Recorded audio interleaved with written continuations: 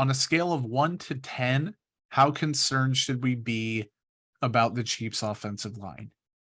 For those who haven't been following the rbsdon'tmatter.com, the Ben Baldwin stuff, really just EPA in general and PFF grades and stuff over expectation, all the analytics and all that, is I think Andy Reid called it that one time. And the ESPN The win rate too. Yeah, for the offensive lines. The Chiefs run blocking been pretty damn good so far this year. It's been pretty damn good. The pass blocking, on the other hand, has not. It's been frankly ungood. It's been bad. So it was what, like around 22nd in the league, Yeah. it looked like on the chart. I don't know. It's 2 games. I'm not too concerned that's yet. where And I'm they at. played, one of the games was against Khalil Mack and Joey Bosa. Give me a number, damn it. 1 to 10. 8. Only 8. Whoa, and like, 8. oh, on a scale, okay, 10 being most concerned. 2. Oh, I was like, or Connor, 3. your 3. vibe does not match the the number you're putting out here. The season's I'll over say- if you're putting 8. I'll say, like, if we did 1 out of 100, I would be like 35, because Andrew Wiley's looked worse at right tackle this year than last year, and Orlando Brown is probably been the 4th best offensive lineman so far, and those are your 2 tackles, and you would rather have your tackles be better than your guards be better. So I'm a little worried about that. I'm curious to see if Lucas Niang returning, if he actually is given a chance to start at right tackle. But the run blocking's there. And I think a lot of the pass blocking stuff is actually just communication on blitzes, because the Chiefs have actually been blitzed a lot. So when they nail that down, what will it look like? Will it look as bad against 4-man pressures when they re-up their communication? Even though it's the same offensive line, I know you still have to get used to the communication again. You have to refire those brain signals. What will it look like? I'm not concerned right now. If they look bad against a Colts defensive line that I would consider good, but not like anything crazy, they have Buckner and Jones, Chandler Jones. Then maybe we start sounding. I thought the alarm Raiders bells. had Chandler Jones. Yes. Okay. They had in Ngakwe. Okay. Yeah. Okay. It was a player that I knew. Yeah, no, you're totally right. I Raiders, just something in my brain. I was like, man, maybe I wasn't following that. Okay, we're good. Yeah, it was Yannick, who's still great pass rusher. Sure.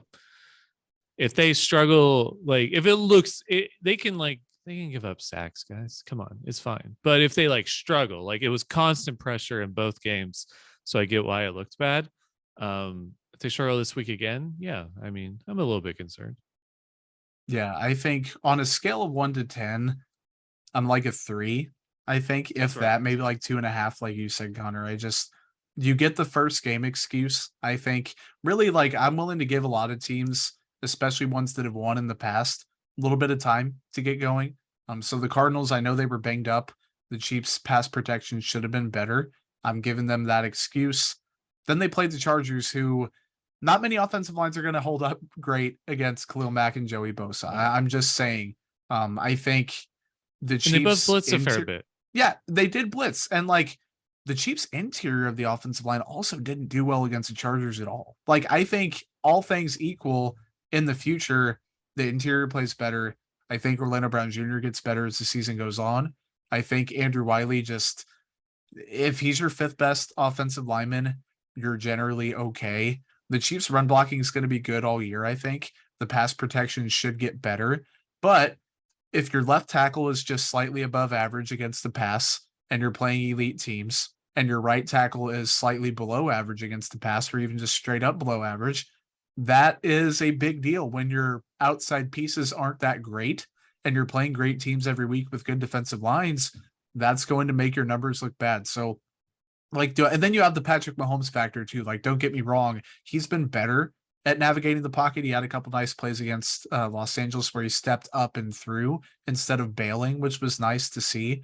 I don't think it's very concerning yet. There's some people hitting the panic button and thinking this is going to be like what derails the Chiefs this season or something. I wouldn't put it there yet, but it is worth watching. And like you said, maybe Niang gets a chance here or there. Maybe somebody else. Maybe injuries happen, something like that. Right now, as currently constructed, the Chiefs are just getting their feet wet again. It's 2 weeks in. I wouldn't make a huge declaration about anything really, especially an offensive line that's returning 4 out of 5 guys, and technically 5 if you really want to get that way.